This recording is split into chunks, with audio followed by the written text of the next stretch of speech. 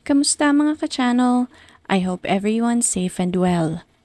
Ako po si Shasha at sa channel pong ito, aking ibinabahagi ang ilang mga crime stories na naganap hindi lamang dito sa Pilipinas, maging sa ibang sulok ng mundo. Kaunting kahilingan lamang po, kung inyong magugustuhan ang inyong maririnig, huwag pong kalimutang i-click ang subscribe button, i-click nyo na rin po ang notification bell para updated kayo sa mga susunod pang videos. Sarang he!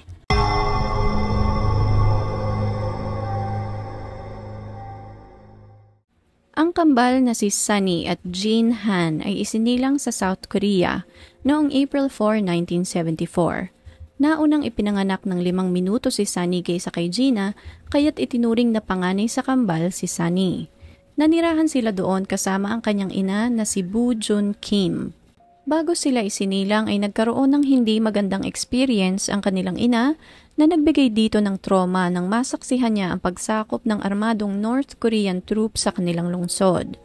Nagkaroon din ang kanilang ina ng matinding kalungkutan at galit nang iwanan sila ng kanilang ama at sumama sa mas batang babae, kaya't lumaki silang 6 na magkakapatid sa pangangalaga ng kanilang ina. Nagkaroon ng asawa si Boo Jun Kim at nagkaroon ng kambal na anak, ngunit makalipas ang 3 taong pagsasama ay iniwan din sila nito para sumama sa iba. Sa loob ng ilang taon, itinaguyod ni Boo Jun Kim ang kambal ng mag-isa. Nang tumuntong sa edad na 12 ang kambal, nagpasya siya na pumunta ng Seattle upang doon maghanap ng trabaho. Di kalaunan ay nadala niya rin ang kambal doon, ngunit nalulong siya sa bisyo at napabayaan niya ang 2 bata. Kinailangan niyang dalhin ang kambal sa Orange County, California upang tumira sa isang kamag-anak. Matapos mailipat ni Boo Jun Kim ang kambal sa South Korea to Southern California, nagpalipat-lipat siya ng iba't ibang trabaho, kabilang dito ang pagiging hostess sa isang bar at nagpalit-palit din siya ng kasintahan. Patuloy siyang nalulong sa pagsusugal at tuwing makukuha niya ang kanyang sweldo ay inuubos niya ang pera sa pagsusugal sa mga kasino. Sa kabila ng pagkukulang na ito ni Boo Jun sa kanyang mga anak, naging matatag ang magkapatid upang malagpasan nila ang pagsubok na iyon sa kanilang buhay. Naging maayos naman ang kanilang pamumuhay sa bahay ng kanilang kamag-anak at pinaramdam ng mga ito sa kambal na walang mas higit sa kanilang dalawa. Kung ano ang meron si Sunny ay sinisigurado nilang meron din si Gina, mapadamit, sapatos at iba pang mga material na bagay. Kahit na identical twins ang dalawa, hindi pa rin maiwasan na maikumpara sila sa isa't isa. At dahil panganay si Sunny, palagi itong mas napapaboran kaysa kay Jean. Sa dalawang magkapatid, si Sunny ang mas matalino, mas outgoing at para sa ilan ay mas maganda. Si Jean naman ay mas reserved at medyo introvert. Matalino din ito ngunit hindi katulad ni Sunny, mas kailangan ni Jean na magbigay ng extra effort upang makakuha ng mas mataas na marka. Katulad ng ibang magkapatid, malimit ay hindi rin sila magkasundo at maraming pagkakataon na nag-aaway ang dalawa. Ang mga competitive tension ay kadalasang nauuwi sa marahas na pag-aaway. May isang pagkakataon noong 15 years old ang kambal ay sinaksak ni Sunny si Jean sa kaliwang hita, isang pahiwatig na mas matanda siya kay Jean kaya't kailangan siya nitong igalang. Noong huling taon naman sa high school, pinalaya si Sunny ng kanyang tiyahin sa kanilang bahay. Mahigpit silang binawalan ng kanyang tiyahin na huwag makipag-ugnayan sa kanilang ina dahil sugarol nga ito at lulong na sa bisyo, ngunit nalaman ng kanyang tiyahin na patuloy na nakikipag-communicate si Sunny sa kanilang ina. Hindi ito nagustuhan ng kanyang tiyahin kaya't pinalaya siya nito sa kanilang bahay. Walang nagawa si Sunny kundi umalis at nakitira sa kanilang kapitbahay ng halos 1 taon hanggang makatapos ito ng high school. Gayunpaman, ang kambal ay parehong naging co-valedictorian sa kanilang school at tila ang mundo ay nagbukas para sa kanila. 2 mahabang kwento ng tagumpay at kung magpapatuloy ay tiyak na magdadala sa kanila sa masaganang kinabukasan, ang pangarap ng lahat na American Dream. Ngunit kahit na ang dalawa ay magkadugtong ang buhay, sila ay may magkaibang kapalaran. Si Sunny ay nakakuha ng full scholarship sa University of La Verne pagka-graduate ng high school. Gusto ni Jean na magkolehiyo ngunit hindi niya maramdaman na handa na siya sa ganoong kalaking responsibilidad, kaya't ang babyface na 20 years old na si Jean ay nagpalista sa Air Force at nagsimula ng basic training sa Lackland Air Force Base sa Texas. Akala ni Jean ay magiging masaya siya ngunit isa pala ito sa pinakamasamang experience na mararanasan niya. Isang buwan pa lamang sa pagsasanay sa Air Force ay naging malinaw na kay Jean na hindi niya kayang sumunod sa mahigpit na palakad at rule sa loob ng Air Force Base. Nawala ang kanyang kalayaan at ang kanyang support network kaya't nagdulot ito ng panic at depression kay Jean. Nagkaroon din ng realization si Jean na unti-unti siyang nagiging isang failure, hindi katulad ng kanyang kapatid na si Sunny na ine-enjoy lamang ang kanyang college life. Ang masakit pa dito ay hindi siya basta-bastang pwedeng makaalis sa Air Force sa loob ng 2 taon. She was trapped at dahil sa matinding depresyon, nakaisip si Jean ng paraan upang makalabas. Iyon ay noong Clinton years, ang era ng Don't Ask, Don't Tell, isang polisiya na nagpapahintulot sa mga homosexual na miyembro ng militar na itago ang kanilang sexual preference upang maipagpatuloy ang pagseserbisyo. Ngunit nilabag ito ni Jean. Nagkunwari siyang tomboy at inamin niya ito sa kanyang commanding officer. Nagalit ang kanyang commanding officer dahil may choice naman siya na huwag ilantad ang kanyang sexual preference, ngunit sinabi pa rin niya ito. Natakot si Jean na baka siya ay ikulong kaya tinawagan niya si Michelle. Si Michelle ang kapitbahay na kumupkup sa kanya nang palayasin siya ng kanyang tiyahin sa kanilang bahay. Nakipag-usap si Michelle sa commanding officer ni Jean at nang matapos ang usapan ay hinayaan nila si Jean na umalis nang walang kahit na anong parusa. Sa kabila naman ng stress at depression na inabot ni Jean, ang kanyang kambal naman na si Sunny ay mukhang nag-e-enjoy sa kanyang college life. Nagdadrive ito ng isang mamahaling BMW na sasakyan papasok ng eskwelahan at nagsusuot ng mga high-end at designer na mga damit at makeup. Nagkaroon din siya ng boyfriend at maraming kaibigan. Naging popular si Sunny sa school dahil sa taglay niyang ganda at talino. Nang makalabas ng Air Force si Jean, nakahanap ito ng trabaho bilang isang blackjack dealer sa Barona Resort at Casino sa Lakeside. Sa casino, pinapahintulutan nila ang mga off-duty na empleyado na maglaro sa mga mesa kung saan sila nagtatrabaho.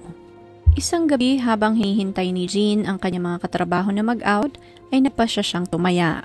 Unang subok, talo si Jean at naubos lahat ng tip niya ng gabing iyon. Sa kabila ng pagkatalo, hindi pa rin tumigil si Jean sa paglalaro. Tumakbo ito sa ATM machine at nag-withdraw ng $300 at katulad ng nauna, talo pa rin si Jean. Hindi pa nadala si Jean kaya't naghintay siya ng umaga upang pumunta sa bangko. Winidraw ni Jean lahat ng kanyang pera na nagkakahalaga ng $4,000 at gaya ng mga nauna, natalo ni Jean lahat ng pera niya sa sugal. Iyon ang naging simula ng tuluyang pagbagsak ni Jean. Siya ang naging tagapagmana ng bisyo ng kanyang ina na unti-unting sumira sa kanilang pamilya, pati na rin ang tiwala ng iba pa nilang kaanak. Natuto ding magnakaw si Jean upang punan ang kanyang adiksyon sa pagsusugal. Sa kabuuan, nagnakaw si Jean ng higit kumulang $40,000 na tseke at mga credit cards. Dahil hindi na makayanan ni Jean ang mga problema sa buhay niya, tinangka din niyang magpakamatay. Ninakawan din ni Jean ang kanyang tsuhin na kumupkup sa kanila ng $10,000 na siya namang nagsuplong sa kanya sa mga pulis. Inaresto siya ng mga pulis at siya ay nakulong ng 10 araw at inilagay sa 3 taong probation at inutusang magbayad ng danyo sa kanyang mga biktima. Nang makalaya si Jean ay wala na siyang mapuntahan kaya't wala siyang naging choice kundi kontakin ang kanyang kapatid na si Sunny.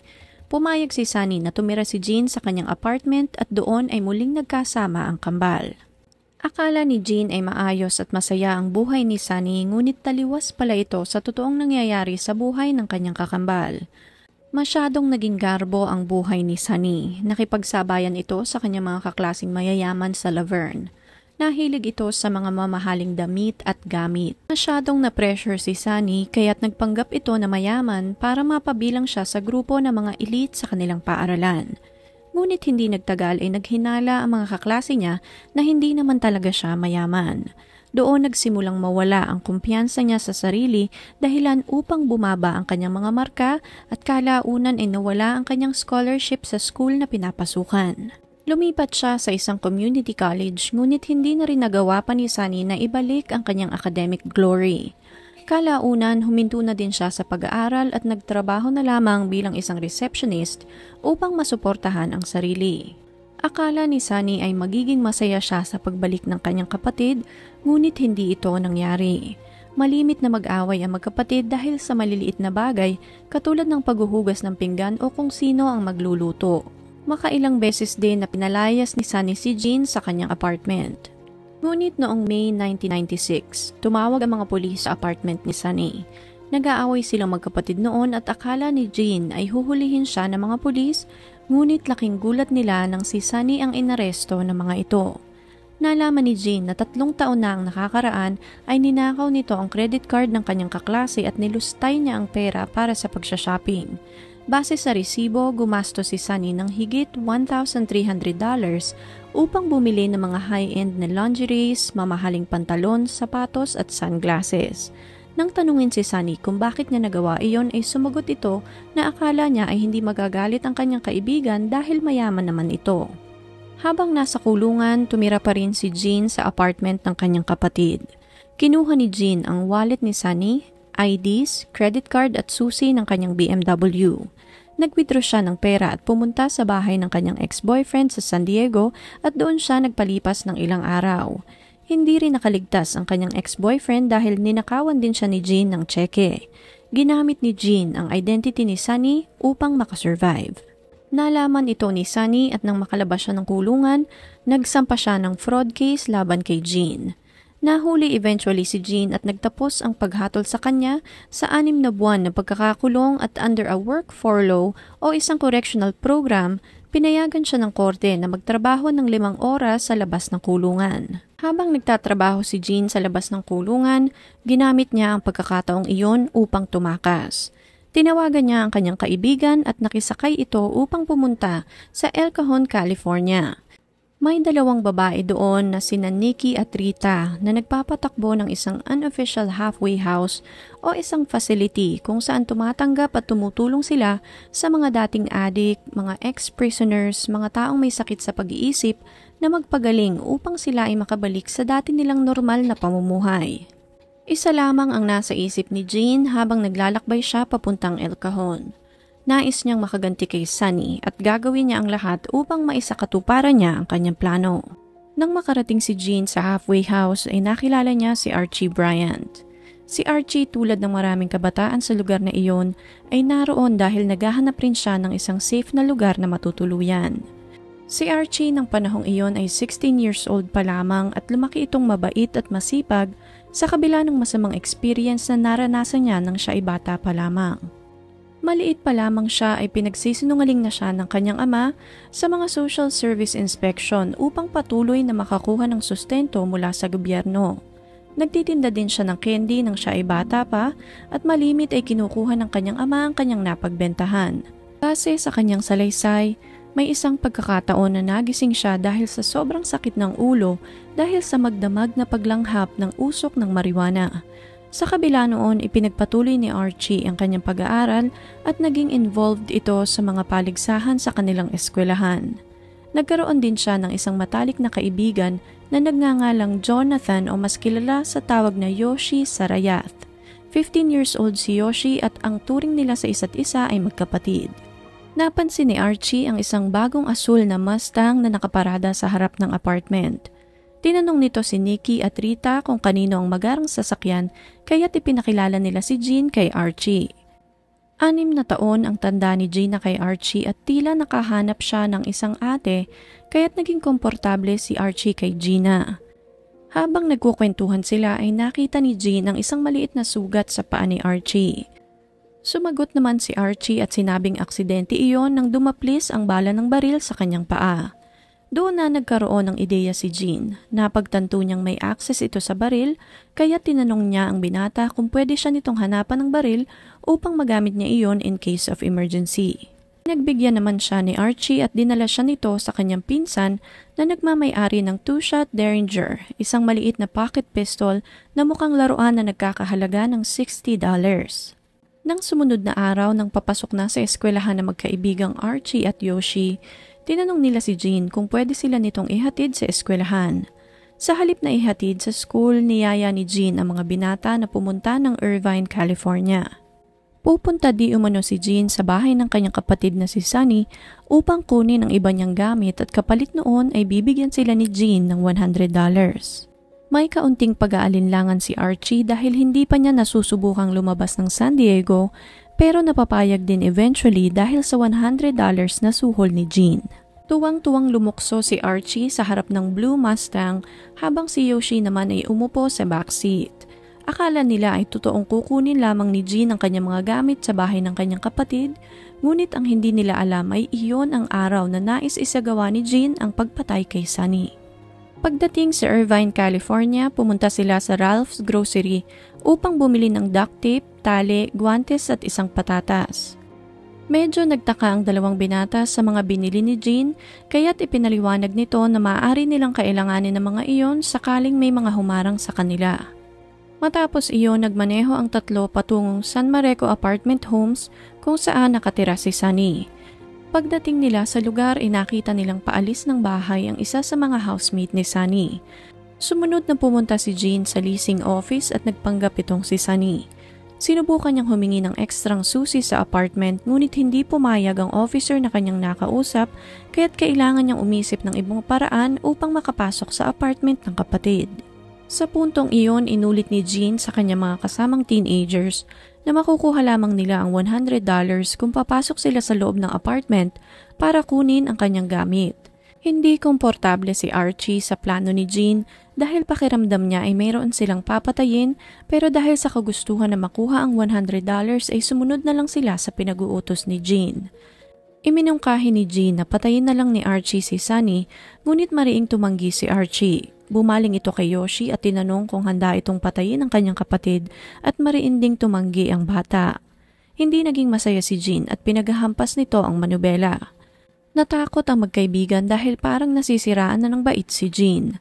Dahil sa takot, kinuha ni Archie ang baril, hudyat na handa na siyang isagawa ang plano ng dalaga. Ngunit sa isip ni Archie, wala siyang balak na patayin ang sinuman. Ginawa niya lamang iyon upang pakalmahin si Jean. Humarap si Archie kay Jean at sinabing, "Makukuha mo ang gamit mo at makukuha namin ang pera namin. Walang masasaktan." Matapos iyon, nagtungo sila sa isang tindahan upang bumili ng magazine at pagkatapos iyon ay bumalik sila sa apartment ni Sunny.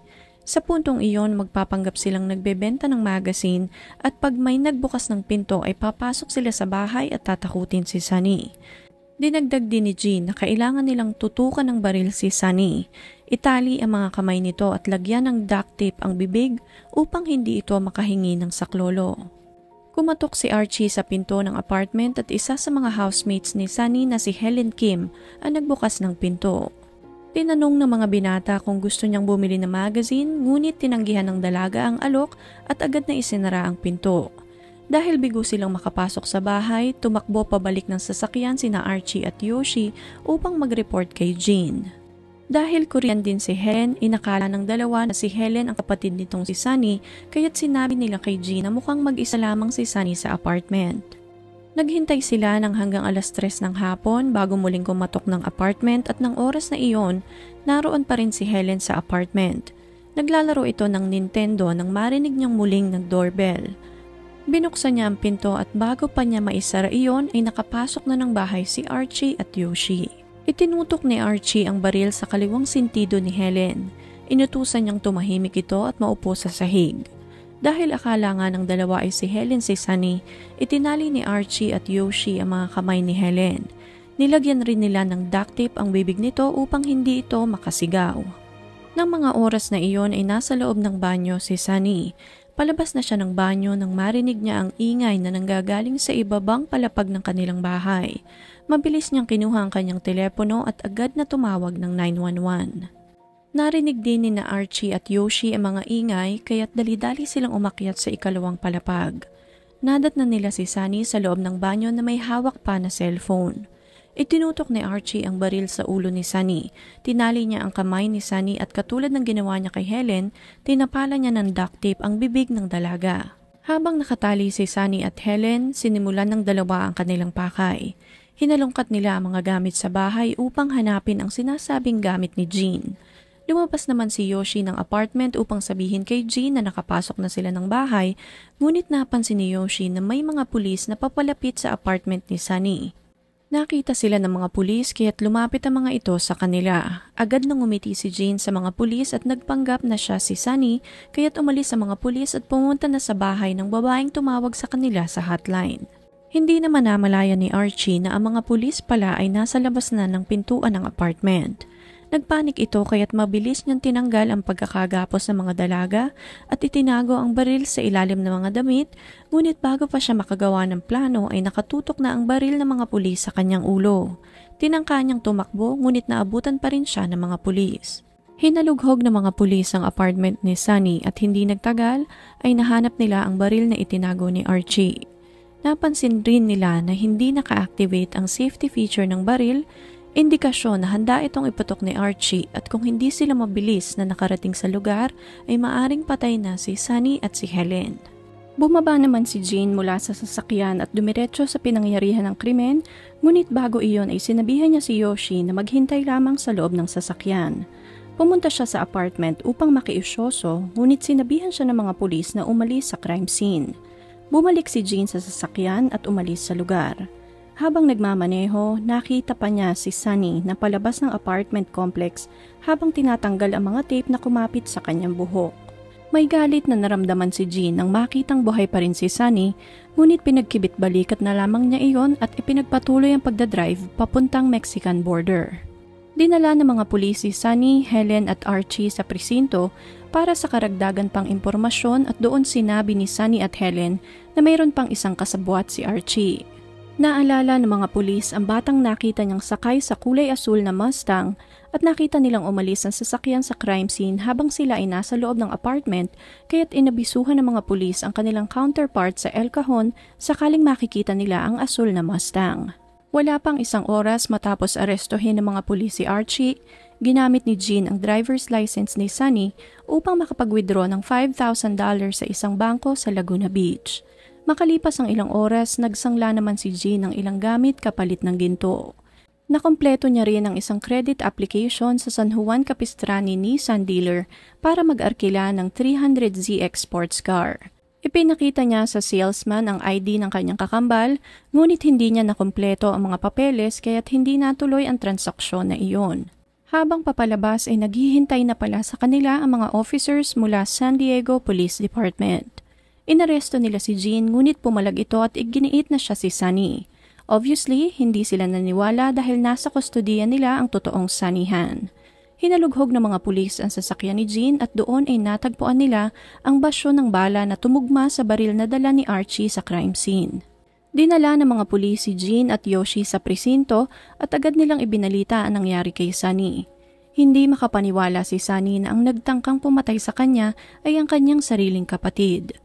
Nanlumo si Sunny habang umiiyak dahil magkamukha sila at halos pareha sila ng identity. Hindi siya makapaniwala na handa ang kanyang kapatid na siya ay patayin. Nang makabawi sa pagkagulat, sinabi niya sa mga pulis na imposibleng si Jean ang nagplano ng lahat dahil nakakulong ito. Hindi alam ni Sunny na tumakas pala ang kapatid habang ito ay nagtatrabaho sa labas ng kulungan. Para mapatunayan ng mga pulis kay Sunny na si Jean nga ang nagplano ng lahat, ipinakita nila kay Sunny ang trash bag, pine sol, tali, ang tape at guwantes na nakita nila sa sasakyan ni Jean. Parehas ang mga iyon sa mga gamit na ginamit ni Archie sa loob ng apartment. Sa puntong iyon, walang duda na si Jean nga ang kanyang kakambal ang nagtangkang pumatay sa kanya. Nang matapos ang investigasyon at ang formal na kaso ay naisampa, niliti si Jean sa kaso ng pagsasabuatan sa pagpatay kay Sunny, 2 bilang ng pagnanakaw, possession of firearms at 2 counts of false imprisonment. Humarap sa korte si Jean at doon ay humingi siya ng tawad sa Korean-American community pati na rin sa kanyang kakambal na si Sunny. Wala di umano siyang intensyon na patayin ang kanyang kapatid. Pinagsisisihan niyang lahat ang nangyari at nangakong hindi na iyon mauulit pa. Idinagdag din niya na nadala lamang siya sa labis na galit at inggit kaya nagawa niya ang krimen, ngunit hindi ibig sabihin noon ay hindi niya mahal ang kanyang kapatid. Habang gumugulong ang kaso, sinubukan ni Sunny na iligtas ang kanyang kapatid na si Jean. Sinubukan niyang bawiin ang kanyang pahayag na pinagtangkaan ni Jean ang kanyang buhay. Sa ikalawang araw naman ng pagliliti sa kaso, dapat ay haharap si Sunny sa witness stand, ngunit hindi ito nakarating dahil uminom siya ng 35 tablets ng sleeping pills kasabay ng pag-inom ng isang bote ng beer. Nag-collapse si Sunny at isinugod sa ospital, ngunit agad namang naagapan ng mga paramedics ang sitwasyon at si Sunny ay nakaligtas sa tiyak na panganib. Noong May 8, 1998 sa edad na 24, sinintensyahan si Jean Han ng 26 years na pagkakakulong. Sina Archie at Yoshi naman ay nilitis bilang mga kasabwat. Sinuportahan naman ng Korean-American community si Jean. Nagtipon-tipon sila sa labas ng courthouse upang ipahayag ang kanilang suporta sa araw ng paghatol. Nang marinig nila ang sentensya, nagpahayag ng kanilang saloobin ang mga community leaders na sobra naman ang ipinato na parusa kay Jean. Ayon sa kanila, ang pag-aaway na magkakapatid ay parte na ng kultura ng Korea, kaya't sana'y ikonsidera nila iyon upang mabawasan ang sentensyang ipinataw kay Jean. Habang naghihintay na mailipat si Jean sa state prison sa Orange County Jail, nagpuslit ito ng maraming Tylenol pills mula sa jail commissary. 3 araw matapos ang hatol, si Jean ay isinugod sa Western Medical Center dahil nagtangka itong magpakamatay. Mabilis ang aksyon ng mga paramedics kaya't di kalaunan ay na-revive nila si Jean. Palaisipan pa rin para sa marami ang nangyari sa magkapatid. Hindi sila makapaniwala na ang matalino at magandang kambal ay aabot sa ganoong punto. Marahil bata pa lamang sila ay disturbed na ang magkapatid dahil sa mahabang serye ng hiwalayan, adiksyon, abandonment, rivalry at kawalan ng atensyon na umikot sa kanilang pamilya. Ang magandang kinabukasan sana na naghihintay sa kanila sa Amerika ay mabilis na naglaho dahil walang inang gumabay sa kanila. Ayon kay Jean, noong una ay gusto niya talagang mawala na si Sunny. Sobra ang galit na kanyang naramdaman nang inabando na siya ng kanyang kapatid. Parang bumalik ang alaala sa kanya nang iwan sila ng kanyang ina sa kanyang tiyahin sa California. Si Sunny ang nagsilbing ina sa kanya, kaya't sobra siyang nasaktan nang ipinaramdam sa kanya ni Sunny na may iba na silang buhay at magkaiba na ang kanilang mundo. Matapos ang paglilitis, tumanggap naman ng maraming interview sa mga TV at magazine si Sunny. At dahil dito, nagkaroon ito ng negative impact sa dalaga. Maraming beses na tumanggap siya ng mga bayad sa interview at may isang pagkakataon pa nga na tumanggap siya ng $10,000 para sa kanyang kwento sa TV tabloid show na pinamagatang hard copy. Kumuha rin siya ng personal assistant at manager upang mag-ayos ng kanyang mga interview at TV guesting schedule na parang pinagkakitaan pa nga niya ang nangyari sa kanya. May mga nagsabi din na balak ibenta ni Sunny ang rights sa kanyang istorya sa isang istasyon upang magsagawa ng isang pelikula tungkol sa totoong nangyari sa kanilang magkapatid. Habang nakakulong, ipinagpatuloy ni Jean ang kanyang pag-aaral at sa awa ng Diyos ay nagtapos siya ng degree in Social and Behavioral Sciences. Nais niyang magkaroon ng sapat na kaalaman upang mas maintindihan ang thought process at behavior ng tao dahil dun siya mismo nag-struggle bago siya makulong. Na-realize niya na ang kanyang past behavior ay nagdulot ng sobrang trauma sa mga taong nakapaligid sa kanya, lalong-lalo na sa kanyang kapatid na si Sunny. Sobra ang guilt at pagsisisi ni Jean sa kanyang nagawa at wala siyang ibang nais kundi ang makapagbagong buhay. Noong 2017, binasa ng parole board ang isang liham mula kay Sunny na sumusuporta sa pagpapalaya kay Jean. Para kay Sunny, alam niya na nagmature na si Jean at sapat na ang panahong inilagay nito sa kulungan upang pagbayaran ang kanyang nagawa. Nais niyang makasama muli ni Jean ang kanyang ina na ng panahong iyon ay may diabetes na at nagdurusa pa rin sa pagkakalulong sa pagsusugal. Sa kabilang banda, si Archie Bryant naman ay nahatulan ng 14 na taon para sa first degree ng pagnanakaw at 2 counts of false imprisonment sa state prison. Ngunit dahil sa magandang ipinakita ni Archie sa loob ng kulungan, naparol ito at nakalaya matapos ang 10 taong pagkakakulong. Si Archie ngayon ay may asawa na at nagtatrabaho bilang isang warehouse manager sa San Diego. Ang kanyang kaibigang si Yoshi naman ay pumirma ng isang confession at nagsilbi lamang ng 4 na taon sa kulungan. Dumaan ang panahon at ang lahat ay bumalik na sa normal para kay Jean. Dahil sa pagsusumikap, nakakuha rin ito ng engineering degree at ngayon ay nagtatrabaho na sa San Francisco Bay Area. Ngunit taliwas ito sa nangyari sa buhay ni Sunny. February 2020, napabalitang ang 45 years old na si Sunny ay muling inaresto ng mga pulis sa Buena Park at simula noon ay wala na silang narinig pang balita tungkol kay Sunny. Hindi imposibleng matrack kung nasaan si Sunny, ngunit tila wala ng pakialam ang kanilang ina sa kanyang panganay. Nang tanungin naman siya kung nasaan si Sunny ay matagal itong natahimik at sa kanyang pagtugon, sinabi niya na palagay niya ay patay na si Sunny. Ang mga kambal ay isang himala mula sa may kapal. Dalawang nilalang na magkadugtong ang buhay, ngunit hindi ibig sabihin nito ay parehas na sila na magiging kapalaran. At ito na nga mismo ang nangyari sa magkapatid na Jean at Sunny Han. Kapag ang isa ay masaya, ang isa naman ay malungkot. Pag ang isa ay malakas, ang isa naman ay naglalaho o nabubulok na parang ang dalawa na may magkatulad na mukha ay hindi kayang mabuhay na magkasama. Sana po ay may napulot kayong aral sa kwentong ito at kung inyo pong nagustuhan, please leave a comment and consider subscribing para updated kayo sa mga susunod pa nating mga videos. Ingat po!